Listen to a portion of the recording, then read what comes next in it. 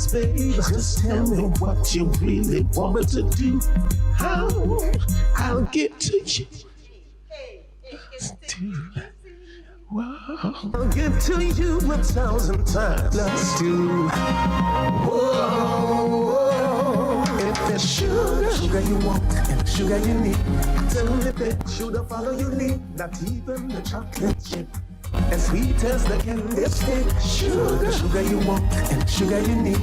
Tell me that sugar follow your lead. I wanna give you more than you buying for. Sugar you want and sugar you need.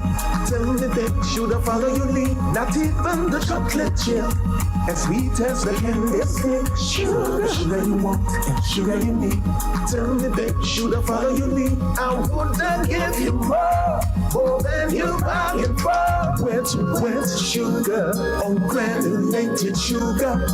Any kind of sugar. Can't compare 'cause yours is sweet. Oh, mix it.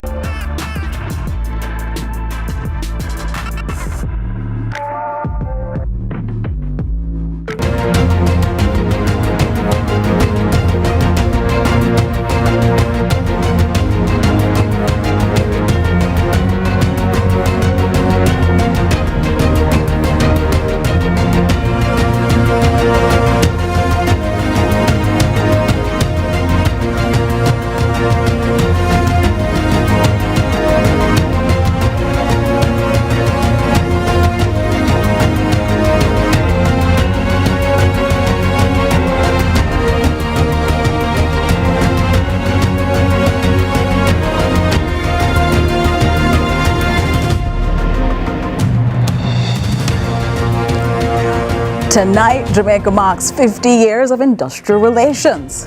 But as the nation pauses to honor its labor history, the workers who built the country are asking, are today's workers still being protected for the economy we actually have? A coming El Niño phenomenon is loading this island's fire season with increased pressures all at once. Drought, water scarcity, and farmers who feel no choice but to burn. And as Ebola spreads from the heart of Africa to the streets of Milan, Jamaica's Ministry of Health has issued a travel advisory. But did we actually build lasting health preparedness after COVID, or did we simply survive a crisis? Plus, the Pope, slavery and AI, a growing Ebola alert, and why some fans say the World Cup is becoming too expensive to experience. I'm Jody Ann Quarry, and this is Lead Stories Global Lead.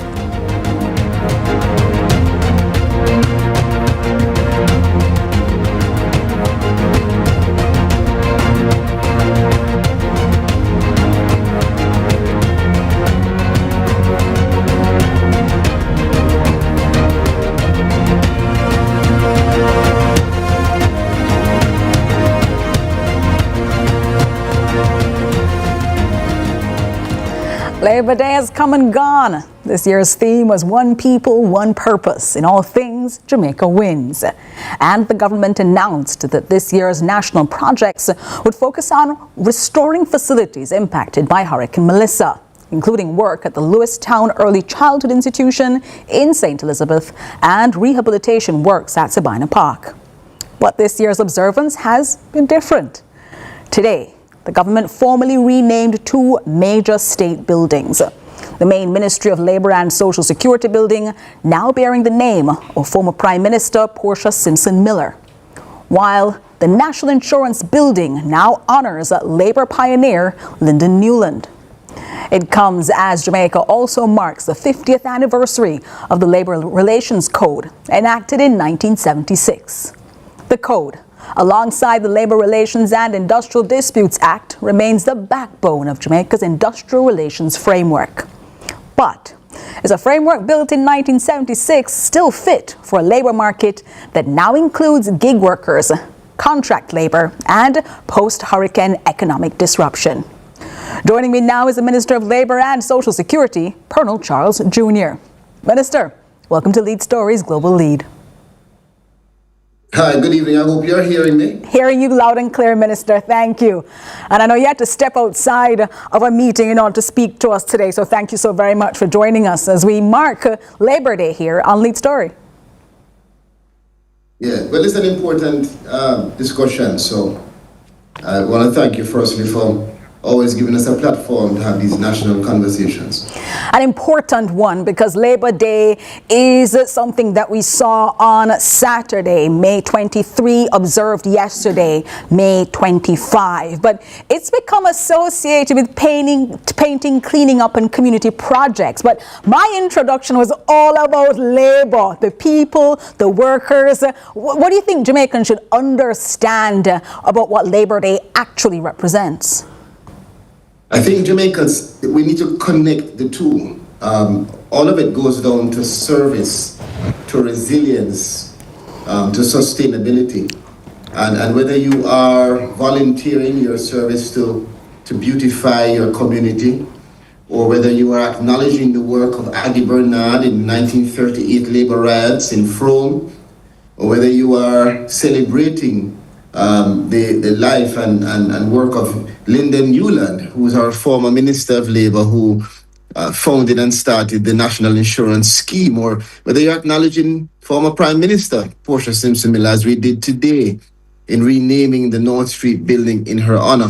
All of it, I think, is a recognition of the important role of workers in national development and the struggle beyond just the 9 to 5 for dignity and for equality and for fairness in our country, which in large part came from the commitment and the sacrifice and struggle of workers with the support and leadership of the trade unions that has now led Jamaica to have this distinction of the tripartite. And when people hear that word, they wonder what it is. Well, let me tell you, it is that triangle between government, employers, and workers. Workers represented by the union, employers by the Jamaica Employers Federation and other organizations, and of course the government. And we work together. Minister, as you explain that tripartite system there, we are showing on the screen the renamed buildings with that ceremony that took place today. Two ceremonies, two institutions. But you're sideways as you talk to us, Minister, and so we aren't able to project you. There you go. We're unable to project you on the screen as well. I know that you want to continue speaking with us. I know that as well. Technical issues are sometimes the end result of you having to step out of where you are to come and join us. So we really are grateful, but we're also showing people these new buildings. Portia Simpson Miller building. We're also having one for Lyndon Gladstone Newland. Big, important people. And as you spoke about that tripartite system, Minister, it's important for us to better appreciate this renaming. Those two government buildings were renamed. Help us understand what Jamaicans should take from that renaming, because these are two people who are integrally important in the system of labor rights here in Jamaica. But from a political standpoint, Portia Simpson Miller represents the People's National Party, Lyndon Gladstone Newland, the Jamaica Labour Party. Help us understand what Jamaicans as a whole should take about from this and what the country values in work and workers. So the work of Lyndon Newland transcended his affiliation to the Jamaica Labour Party. He is the person who started the National Insurance Scheme, which was greatly challenged when he instituted it or introduced it as a concept, which was a concept that we saw back then he would have seen work in other places and brought it to Jamaica.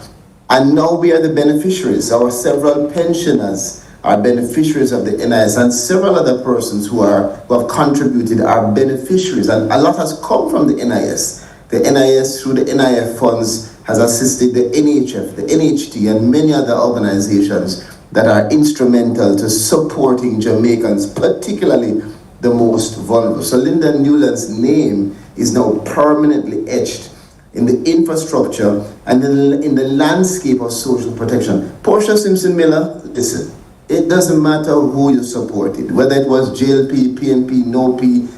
I think everyone understood that Portia and what she brought in terms of her approach to people it was different. It was fresh. She is our first woman prime minister, and as a minister of labor and social security, she maintained people at the center of all of her decisions.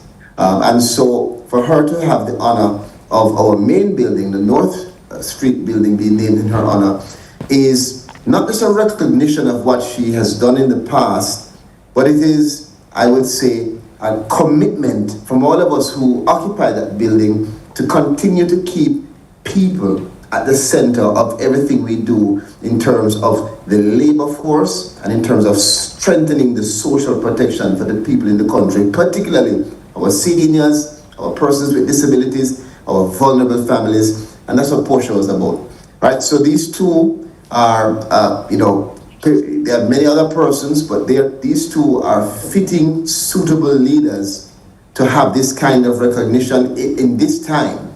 Workers' Week is ended now, and we look back in the Workers' Week, Labor Day activities on all that has taken place in terms of our struggles, and we look forward. We look forward to a dynamic workforce, platform economy, flexi work, innovation, technology, and all of these things that will allow for us to make Linda Newland, Portia Simpson Miller, and others very proud of where we're going with Jamaica in terms of labor and social security. Well, as we look back to the people who have helped us, we're also looking forward, as you said, and you've spoken about these leaders that have been etched on these buildings. But we're also celebrating 50 years of some of what might argue the cornerstone of labor relations here in Jamaica. The Labor Relations and Industrial Disputes Act was enacted in 1975. The Labor Relations Code followed in 1976. So we have labor at 50 years on.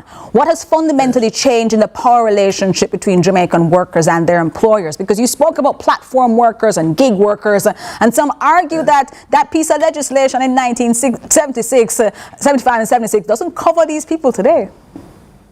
Well, the reality is in 2010, actually when my father was the Minister of Labor, we had an instrumental amendment that allowed for workers to go to the IDT themselves. And so now you see almost 90% of the cases being brought individually. And it's an expansion and a representation of what the IDT is. The IDT is justice. The Industrial Disputes Tribunal for everybody who's not in labor relations. My apologies. So the Labor Relations Code provides the parameters for that. And the LRIDA, which is the Labor Relations and Industrial Disputes Act, yes, still continues to break down the steps of due process and what's necessary for us to have that interaction between worker and employer, so that it is within the law. And one of the things we've done in this 50th anniversary is, as we acknowledge it, even on my own social media, we've been trying to take bits and pieces of the law and break it down to make it more practical, more relatable, so people understand how this law provides for you a pathway to justice, how this law provides a guideline for you to provide decent work, and how we're going to continue to evolve and strengthen the law so that the future of work in Jamaica is one that we continue to be competitive. And I think it's so important, as we just recognized the Labor Day observed yesterday, marked on the 23rd, that Saturday, that Jamaicans have this discussion, recognizing it's not just painting and cooperating with one another to build our communities, but also recognizing those 1938 labor rights and the continued struggles for dignified work today. Minister, thank you so much for your time this evening inside Lead Story. The Portia Simpson Miller building and the Lyndon Gladstone Newland building now stand as monuments to what this country's labor movement has built. Thanks, Minister. Still ahead, when we come back, the burning season, why El Nino could create hotter, drier, and more dangerous conditions for Jamaica this year.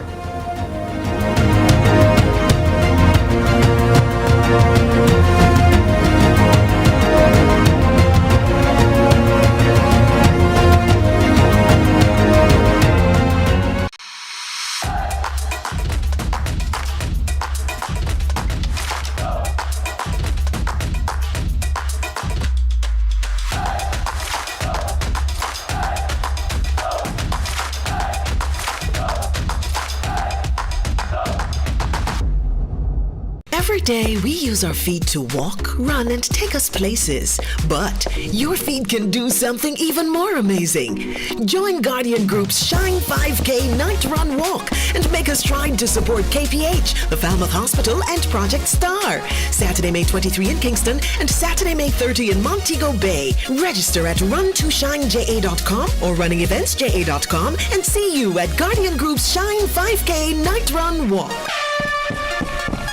Jamaica's unemployment rate has fallen to 3.3%, down from 13.2% in 2016. Our government's continued focus on job creation is delivering real results. We are building Jamaica. The time by the Office of the Prime Minister is...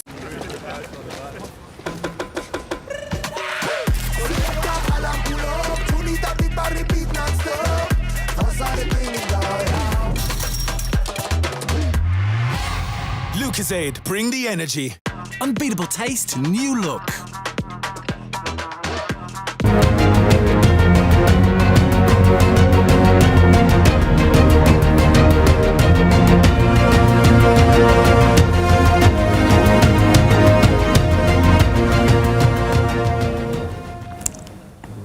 Welcome back to Lead Stories Global Lead. In the first 4 months of this year, more than 579,000 square miles burned across the globe. That's an area nearly the size of Alaska. A former United States chief with nearly 32 years of fire experience recently said, "We used to call it fire season. Now it's a fire year." Jamaica is not immune. The Jamaica Meteorological Service has now formally warned of a developing El Niño phenomenon. Reduced rainfall, higher temperatures, and drought conditions expected to extend well into 2027. The National Drought Management Committee has been activated, and Jamaica is entering this season carrying 3 compounding pressures simultaneously. Global fertilizer shortages are now going to be pushing farmers toward land clearing burns. A water scarcity crisis that compromises the fire brigade's ability to suppress fires. And hotter and drier conditions that give those fires nowhere to go but further. Add to that the debris and down vegetation left across the island by Hurricane Melissa. Dry fuel, sitting and waiting. With me now to talk about this is Superintendent Emilio Ibanks, Public Education Officer of the Jamaica Fire Brigade. Superintendent Ibanks, welcome to Lead Stories Global Lead. Thank you for having me. Thank you so much for joining us. The Jamaica Meteorological Service has now formally warned of a developing El Niño phenomenon. We've had that discussion here inside Lead Story as well, talking about what that could mean for us. Reduced rainfall, higher temperatures, and drought conditions expected to extend not just into 2026, but all the way into 2027. For you at the Fire Brigade, what does a forecast like that mean for you right now? Well, generally speaking, at this time of the year, we'd be looking at the bushfire season. And what we at the Jamaica Fire Brigade always do is that we prepare ourselves in terms of the resources that we have available to us, in terms of placing them strategically across the island. And when we got the information, it was something that we were kind of expecting. Not for the lengthy period that we're now hearing, but we were expecting that, and we were preparing for that as an organization. So as I said, we already have the equipment that we have at our disposal strategically placed across the island. But what we want to do is get the information out there to the public, which is why we are glad for a program such as this, where the information will be going out there to the members of the public, because preparation fires is we should be focusing on right now.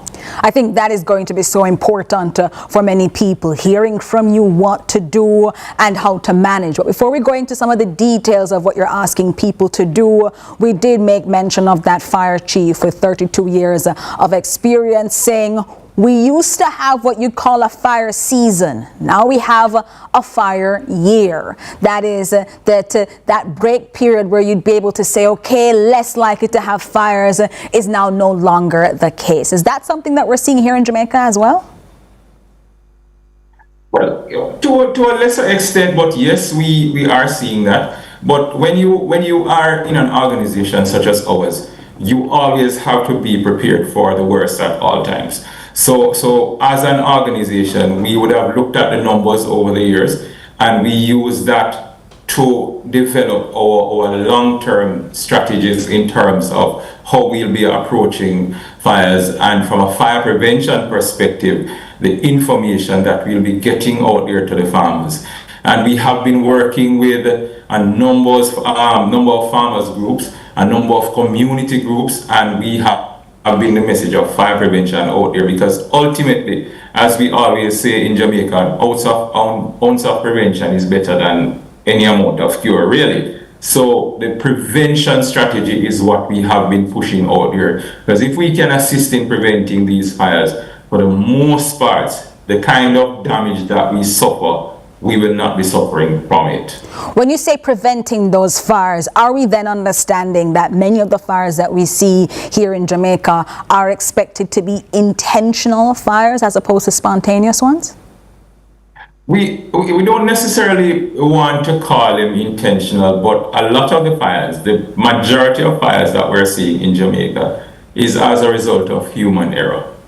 As a matter of fact, I am not so sure how much data we have that can support spontaneous combustion. I think it's just a term that a lot of persons like to throw across out there, but we really don't have any kind of data that is supporting that kind of thing. So we like to use the data that we have, and the data that we have certainly is saying that the majority of the fires that we are getting are as a direct result of human error. Well, Superintendent Banks, let's talk about some of those humans then that are under pressure and might err. Let's first talk about the first group that you've mentioned, farmers, because those farmers are also under pressure. They're expected to feed this nation, having now dealt with fallout coming from Hurricane Beryl in 2024, Melissa last year. They're seeing now rising input costs, and there are reports of more land burning in order to get more space now to farm. How big a concern is agricultural burning during a drier period? It is extremely big. I grew up in St. Elizabeth, and I always tell persons that the way the farmers do it in St. Elizabeth is different from almost the entire island of Jamaica. When the farmers are cleaning the land, they're clearing the land for farming, in preparation for farming, the refuse that most persons look to burn, the farmers in St. Elizabeth will take it and they'll put it in an area and create mulch from it. And that is what we have been trying to get out there to farmers, alternatives to burning. So we go to the farmers groups, we work through RADA and all the other community groups, get the information out there to the farmers. And for persons who want to get a better understanding of how this helps, we can remember years ago, every year we would have massive bushfires in Upper St. Andrew. And we went in as an organization and worked with the farmers groups. And that was over 10 years ago. And the lessons that we taught them there, they are still using today, and that has resulted in way less fires that we've seen coming out of those areas. And even the fires that we're seeing, they are not as quote-unquote aggressive and large as the fires that we used to have before. So what we want to say to the farmers out there, reach out to us at the Jamaica Fire Brigade, go into whatever station, ask for information, and we are more than willing to assist you in how to prevent fires. You're talking about the prevention of fires and making that plea to farmers, letting them know that it's important as they clear that they don't now create problems. But after Hurricane Melissa, you have a lot of dry areas. Those St. Elizabeth farmers that you're able to speak about had been so deeply impacted that they might have just more than they might need for mulch and other purposes. Western Jamaica is just dealing with a different sort of calculus right now. Is there anything particular that they should do? Well, the reality that sadly they'll have to face is looking on both sides of the coin. You don't want to set yourself up for another devastation. So yes, you might have more than you need to create mulch. Reach out to other persons and find out if they need some assistance and see how you can provide some of that assistance to them. And again, going back to St. Elizabeth, I know how the farmers operate down there, and even the tradesmen. I give you a day today and tomorrow you give me a day. I can give you some mulch, you can provide some seedlings. That kind of exchange of mulch and seedlings and everything else, and even just the assistance that you're offering. So instead of burning, what we want persons to do is think of other ways, think of alternatives to burning. And as I said, you know, at the Jamaica Fire Brigade, we'll be more than willing to assist you. I think it's so important that you've made that clear. You can get help. You can get help. A functional issue, though, for you with the announcement of the development of an El Nino is now drought likely to happen here in Jamaica. And water scarcity is not just an agricultural problem. It directly affects your ability at the Fire Brigade to suppress fires. What's the current state of the Fire Brigade's water access infrastructure, especially across rural Jamaica, and particularly in those areas, those parishes that are most at risk? Well, one of the things I always remind persons of, there are underground sources that we know about that members of the public won't necessarily know about. Once there is a fire, then the law gives us the authority to use whatever water sources there might be available and close by. So whilst we are fed primarily through a hydrant network that is supplied by the National Water Commission, we are able to pull from open sources, rivers, streams, swimming pools, just about everywhere that there is water in the event of something like, you know, a massive fire coming about. So we have those sources. But again, of course, we want to push the narrative of prevention. Prevention is better than cure. A pound of it, a lot of it, Superintendent Ibang said, still better than having to deal with it. Just before we close, the Superintendent Ibang says the Fire Brigade currently have what you need, the equipment, water access and personnel capacity. If we cross our fingers, hope for the best, but it does become an especially severe fire season. I will never ever say that the Fire Brigade has everything that they need. There is no Fire Brigade in the world that has all the resources that they need. I remember last year I was in China when during the passage of the hurricane here, and we were looking at their emergency response systems there in China, and you'd be surprised they were speaking about not having enough resources. So we just graduated just over 100 persons who incidentally they started working this week. So that's just over 100 new firefighters coming into the system. And what we look at in terms of the human element is those persons are now coming directly into the system at a time when we need the numbers. The government has just restarted the extra work hours program, which is quote unquote overtime. So there'll be a little bit more impetus now for, you know, persons out there in terms of the firefighters to want to work more hours. Not that, you know, it wasn't mandatory before, but there's just a little bit more now for persons to push. So we have the resources out there. of course, we can always use more, as I said, because when you are an emergency service, you never have all the resources you need. And given the now announcement that you could be dealing with an extremely severe fire season, I wish all the best to every single firefighter, new and established inside the fire brigade. Superintendent Amelia Banks, a public education officer at the Jamaica Fire Brigade, thank you for joining us. And the message is clear. This is not a season for complacency. When we return, Code Red. As Ebola cases rise abroad, we ask whether Jamaica actually built lasting health preparedness after COVID-19.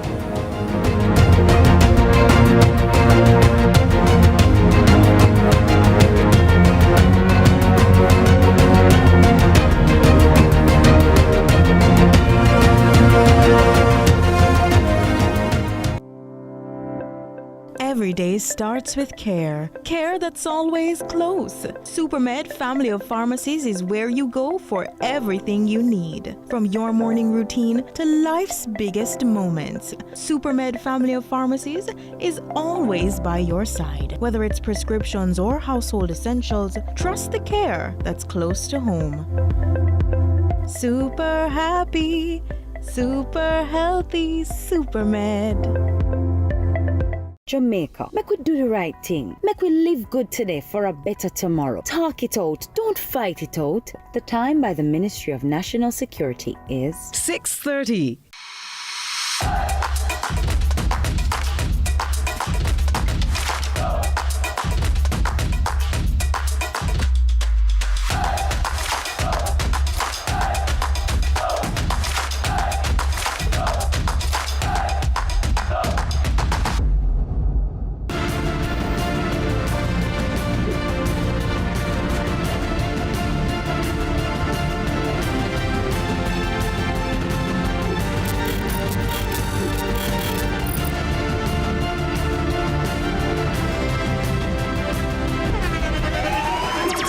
The internationally acclaimed On Stage with Winfred Williams. At a new time, Saturdays at 8 p.m. on CVM TV. So much more than entertainment.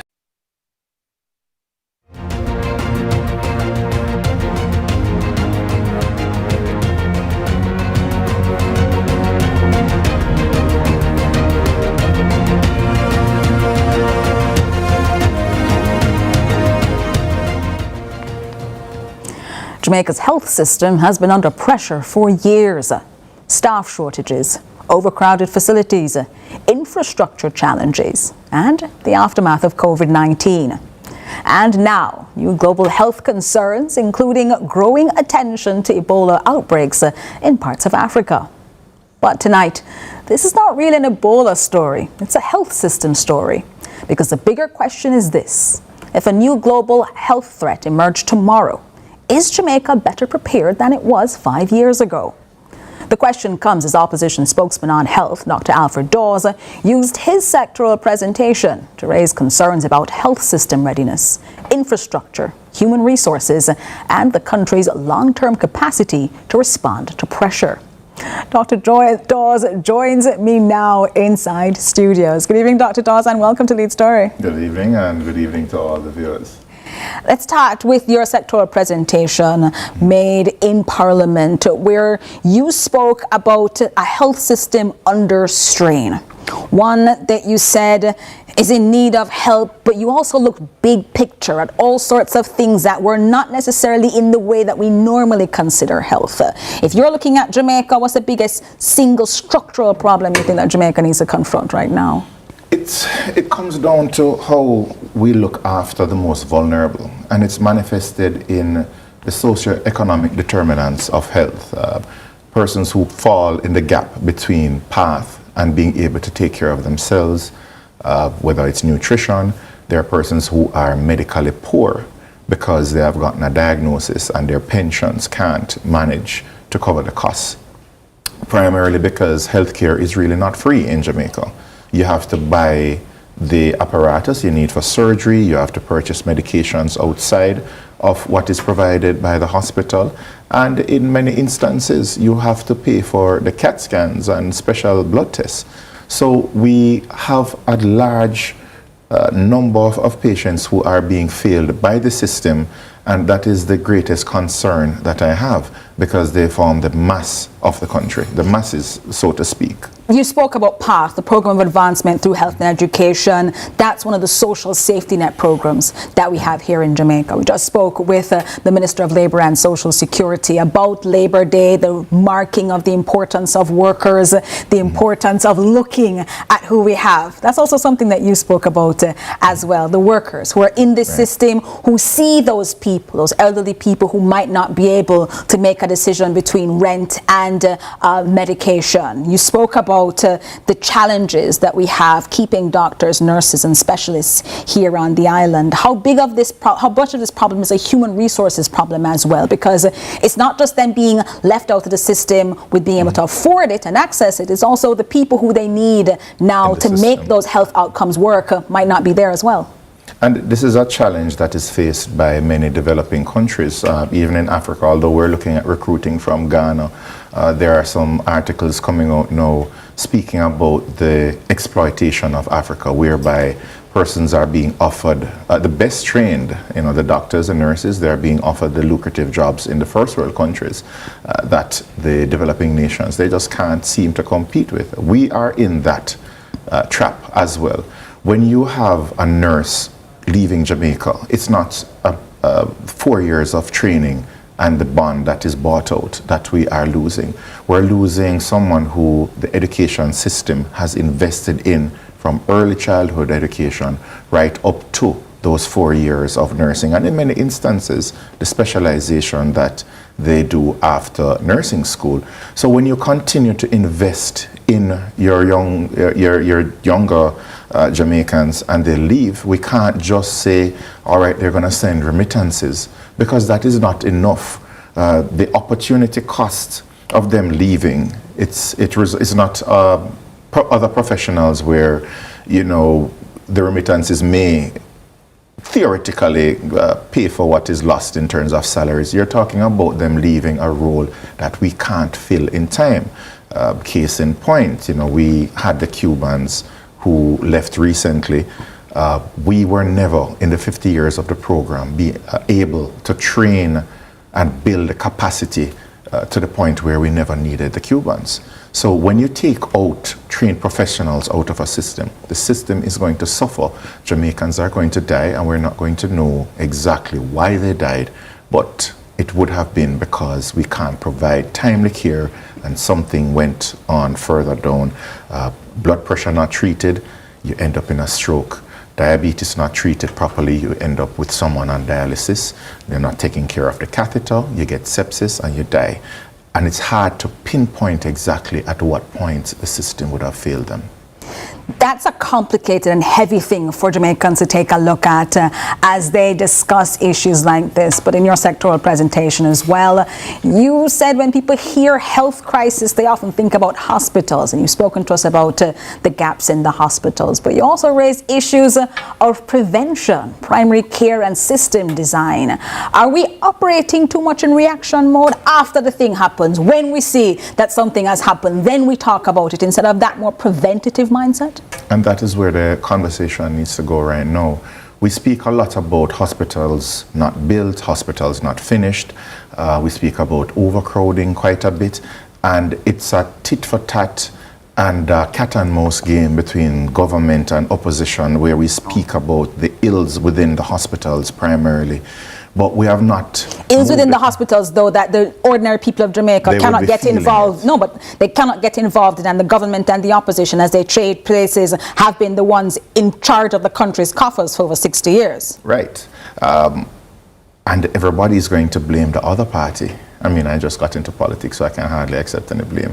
Why not? The truth is, the People's National Party has you as one of their their ambassadors. You are opposition spokesman on health. You speak on behalf of a political organization that is more than 60 years old. Why can't you, the person who is now the standard bearer for your political organization, not accept blame for you necessarily as an individual, but for the party and for the work that the party does, in the same way that you raise alarm about things that the party wants to get on the public's agenda? They've had the health system, and they've had government for 10 years. They boast a lot about moving the health budget from $60 billion to now it is almost $200 billion. There has been a tripling of the health budget, and during the same period, we're seeing worsening indicators. We're not talking about just the subjective experience. We're speaking about mothers know like the likelihood of them dying during childbirth higher now than it was 10 years ago. The infant mortality rate, the neonatal mortality rates are up, cancer rates are up, and this is the cancer rates and the death rates, they're climbing faster than the global average. So we can't just say it's a trend worldwide. The fact of the matter is that the government invested heavily in crime, and we're seeing the returns, and we have to give them credit for that. The crime rate is down, murders are down. But with a tripling of the health budget from 60 billion to 180 billion plus, I think with capital it's like 190 billion, you're seeing every objective measure showing, and we're talking about international standards, what the WHO and PAHO looks at when they grade a healthcare system. We are seeing that the Ministry of Health is providing healthcare that is worse off over the last 10 years when the PNP left office. So we have to say that a government during austerity with $60 billion doing better now, better than a government now with triple what they had with more staff available to what was had because we had a freeze on employment. You have to accept the blame and not speak about 18 years of PNP rule. You had it, you had the resources, and you misplaced those resources, and that is why Jamaicans are subjectively feeling like they're getting poor health care, and objectively we're seeing worsening indicators of health care. Can't leave without talking about Ebola, because the Ministry of Health and Wellness issued a release, a travel advisory today. But you in your sectoral presentation last week argued that our system is reactive after the fact. It mobilizes only after a tragedy strikes. The release about the Democratic Republic of Congo and Uganda, as we have watched the spread of Ebola, is before anything has come to Jamaica. Is that reactive or is that proactive? Are you able to give the government kudos and say proactive indicators? I give them kudos, and I'm hoping that the surveillance unit is up and their ears are on the ground. And this is something that you have to give to Caesar what is due unto him. I think that this is really getting ahead of the ball. I would also encourage them to ensure that our ICU spaces are up and running. Intensive care units, those being important things that we saw during COVID-19, the need for those, the death rate, the mortality rate rather for Ebola much higher than COVID-19. Is that something that we have maintained since COVID, or would we start from scratch? Not really. I wouldn't say we start from scratch. We do have some of the infrastructure, the ventilators and so on in storage. We do have the lessons. We now have a resilient healthcare sector where the personnel working in it, they know how to work under stress with an epidemic. So more than anything else, it's the healthcare workers who are going to save us.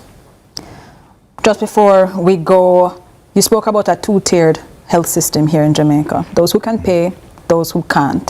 What do you say to a Jamaican who heard that sectoral presentation and said, that is my experience? Would you make a suggestion to the government that allows that now to no longer be the case, if that is in fact the reality that you see on the ground as a doctor? We need to reform healthcare financing. We have to have a national health insurance scheme.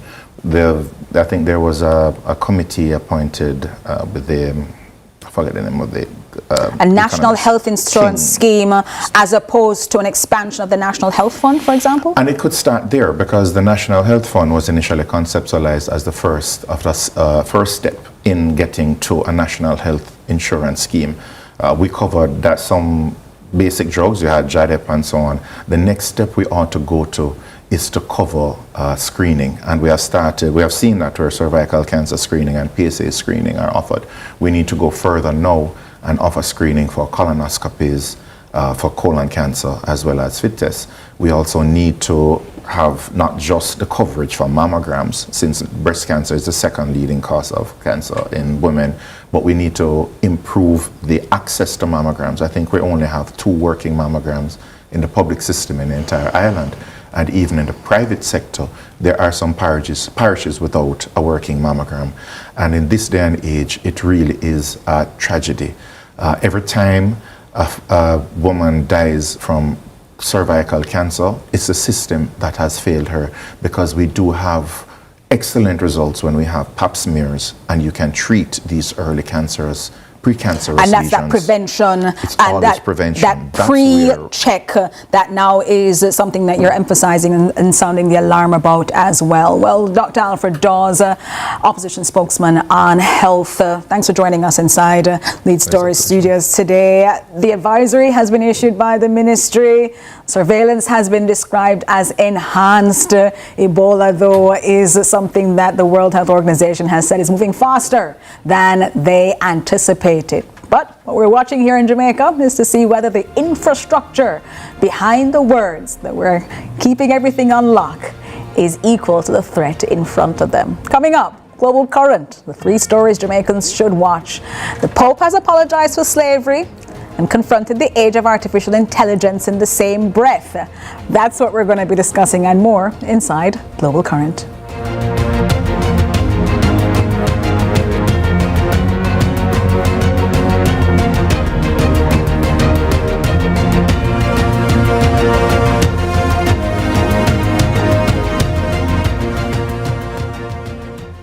Want to save a country right now. One thing about Jamaicans, we might have differences, but we know when something is good for all of us. And when we work together against crime and violence, we are stronger than ever. And that's how we know the Citizen Security Plan can work. Now on the name CSP. The Citizen Security Plan is an initiative of the Ministry of National Security in partnership with the European Union. It's an all-of-government effort to create safer streets and build stronger communities. Go to mns.gov.jm to learn how you can play your part.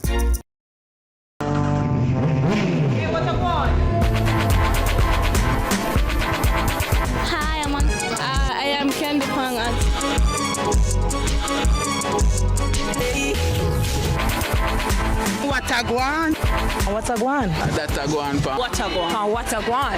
Watagwan. Mondays, Wednesdays, and Fridays at 8 a.m., 1:30 p.m., and 10 p.m. on CVM TV. Datagwan pa. Watagwan.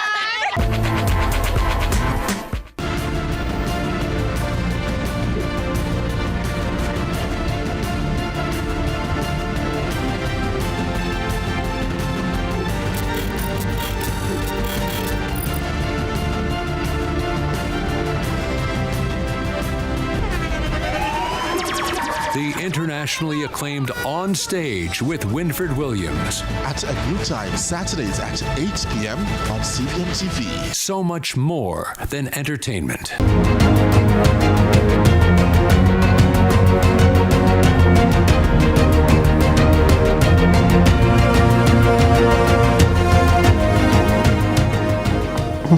Welcome back to Global Lead inside Lead Story. Now to Global Current, the 3 international stories Jamaicans should be watching tonight. Number 1, the Pope, slavery, and artificial intelligence. Pope Leo XIV has issued what many are describing as a historic acknowledgement of the Vatican's role in legitimizing slavery, while also warning about what he calls new forms of enslavement through artificial intelligence. Here's more. First, a historic apology. He apologized for the role the church played in legitimizing slavery and for having failed to condemn it for centuries. The Pope called the Vatican's record a wound in Christian memory. And in Leo's first pastoral letter as Pope, he called for robust regulation of artificial intelligence and for its developers to work for the common good rather than profit. The Pope played host to American AI firm Anthropic. There is a real possibility that AI will displace human labor at a very large scale. If that happens, supporting those displaced will be a moral imperative of historic proportions. Let's not fear artificial intelligence, but constantly keep the question of the human in play. We cannot be careless with our most powerful technical instruments.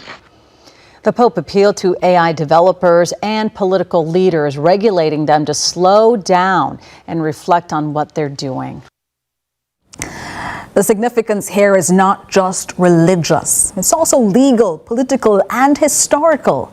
Because for CARICOM countries like Jamaica, the question is whether an institutional acknowledgement of historical wrongdoings strengthens the global moral case for reparations. And that's what we'll be discussing tonight inside Lead Story Prime at 8. Second big story to keep your eye on, Ebola and the global health security concerns.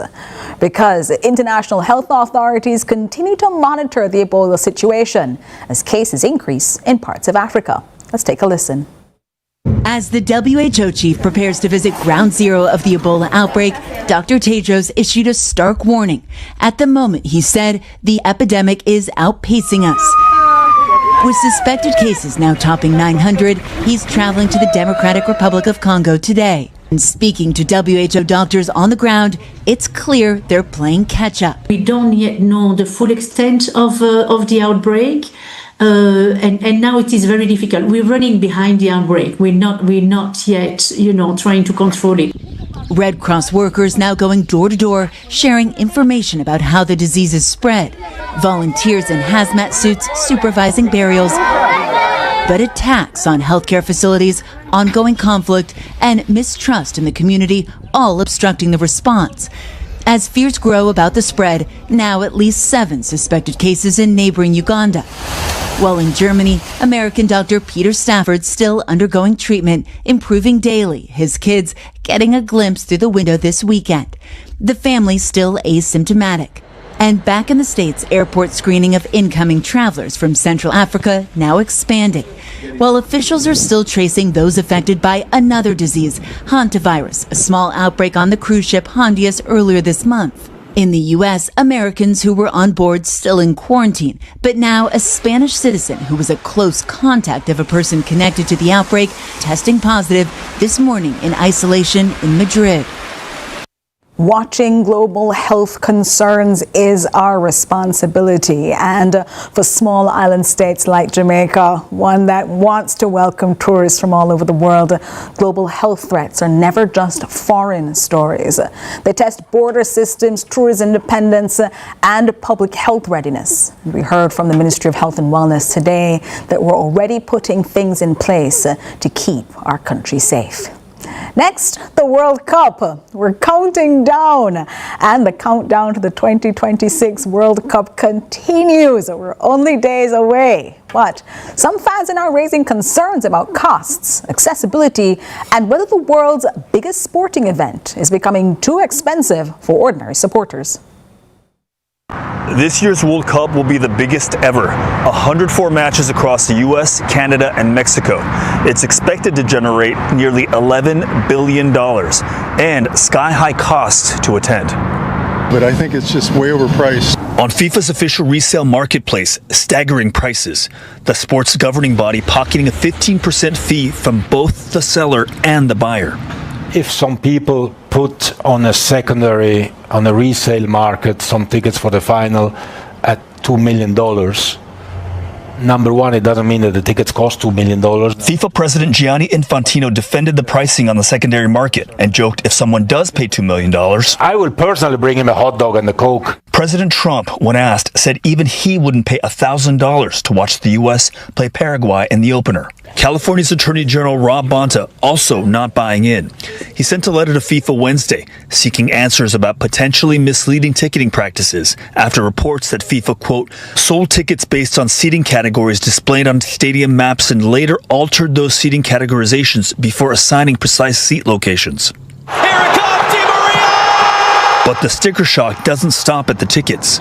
Cities are responsible for security and transportation costs, some of which will be offset by federal funds. In New Jersey, where MetLife Stadium will host the final, NJ Transit announced round-trip fares at $98. The usual fare, $13 for Manhattan. Okay. NJ Transit CEO Chris Kaluri says the increased fare spares daily commuters from carrying the cost of transporting hundreds of thousands of fans. The fans who are going to the game should bear the burden of the cost. Vancouver, British Columbia, also pushing back, denying FIFA's request for a police motorcade for Infantino. In a statement, Mayor Ken Sims' office said, "Any transportation arrangements that are made will be appropriate, measured, and consistent with how Vancouver safely hosts major international events." Here in Inglewood, where the first U.S. match versus Paraguay is set for June 12th, we saw some of the highest tickets on the secondary market, priced at over $45,000. Adam Yamaguchi, CBS News, Inglewood. And that was a CBS report about what persons are seeing as we lead up to World Cup 2026. Here's my take on the entire show, though. Labor, climate, global health, reparations, sport. They all raise the same question. Do countries like Jamaica prepare early for global change, or do we wait until pressure arrives at our shores? Well, we do good sometimes, because the labor movement emerged because people demanded dignity before crisis destroyed them. Climate change is now forcing small states like ours to confront risks that used to feel distant and far away. COVID taught the world that public health systems cannot be built in the middle of an emergency. And even the global conversation about reparations is really about whether powerful institutions are prepared to fully confront the consequences of their history. The countries that survive the next decade best will not necessarily be the biggest or the richest, but they'll be the ones that plan before the pressure peaks. And I want that to be us. That is the story. Lead Story Prime is at 8 tonight, and coming up at 8, from the Pope's apology to reparatory justice, we take a deep dive into the Vatican's historical role in legitimizing slavery, or its statement, the papal bulls that helped shape the empire, and whether this moment, the Pope apologizing yesterday, changes the global reparations debate. Does moral apology create political consequences? And will Jamaica and CARICOM have been asking for reparations? What does this mean for us? Join us at 8 for the full investigation on Lead Story Prime.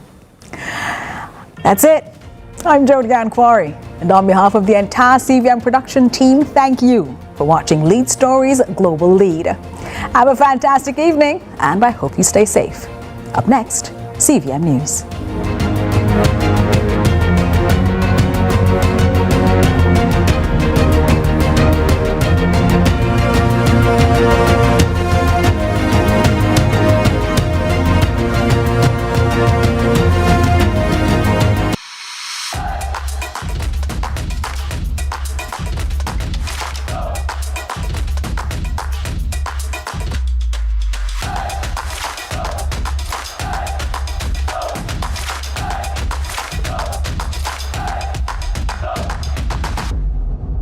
Let's delve deep into the issues. We'll take you beneath the surface. Greetings and salutations. My name is Orville Higgins, and it's another edition of Fan Central. Talking to the people at the heart of the top sporting stories. Hear from your favorite sportsmen and women and the administrators who work tirelessly to make it all happen. It's live sports talk. I've written an entire article. Yes.